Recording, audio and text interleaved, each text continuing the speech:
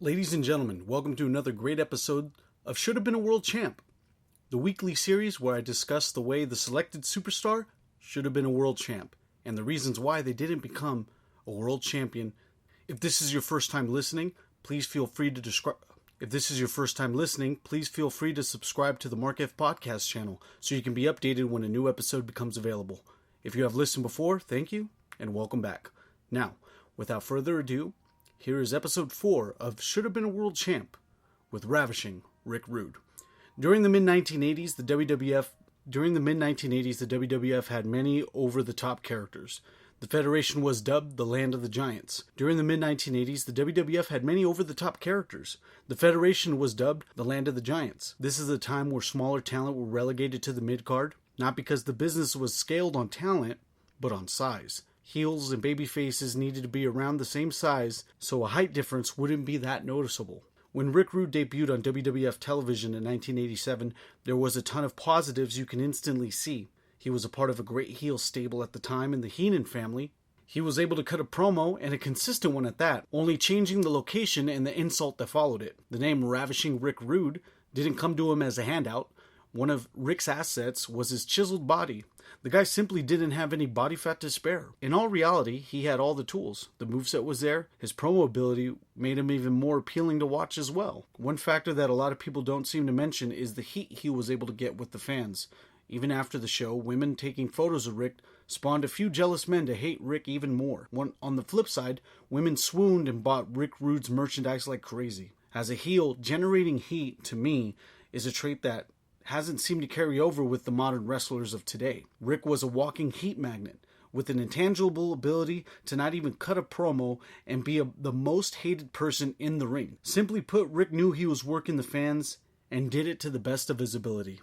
In the WWF, Rick did become an Intercontinental Champion, so his heel ways and walking arrogance wasn't unnoticed. The main question we ask is why Rick never won the world title. From doing a bit of research, there is a few reasons why.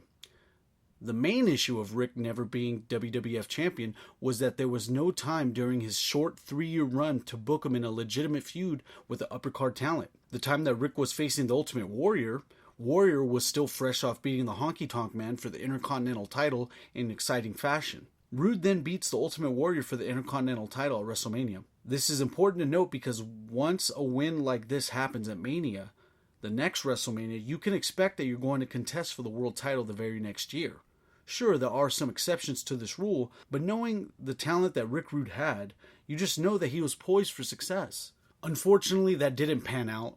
Later in the coming year, he ended up departing WWF for WCW and other ventures in New Japan Pro Wrestling as well. One thing that's apparent to Rude not winning a title is his brief run in WWE only spanning 3 years in time. A lot of wrestling fans can agree that 3 years in the WWF in the 1980s isn't enough time to give wrestlers the superstar appeal. And what I mean by that is that communication and word of mouth was a lot slower back then, and not many people were buying into Rick as an upper tier star. Just as close as he was to getting an upper star treatment, he then decided to go on to other wrestling promotions. With Rick not winning a world title in WWF, it was more just a factor of limited time in the WWF and just simply finding success in WCW. I feel personally that though Rick was in WWF briefly, there just wasn't a lot of main event room for WWF at that time to budge. And the short career run in WWF, this is why you have the few reasons to describe why Rick Rude was never a world champion in WWF. Looking at his short career run in WWF from 1987 to 1990, during this time you have to be in the WWF for a longer amount of time than that. It's simple to put for that. I mean, hell, even Bret Hart didn't even win his first World Heavyweight title. He had to wrestle 8+ years before that ended up happening. Not a lot of people can get that kind of push in that short amount of time. And though we like to think that Rick Rude actually had a long career in the WWF, he really didn't. 3 years is a little blip on the radar for wrestlers in that period of time, and it reflects the same thing reflects today. So those are the main reasons why, to me, that Rick Rude was never a world champion. Make sure you guys subscribe to the Mark F. Podcast channel so you can get updates on wrestling news with Pay-Per-Review Wrestling Podcast. If you guys like conspiracies, film and entertainment podcasts, then the Mark and Andre show is for you.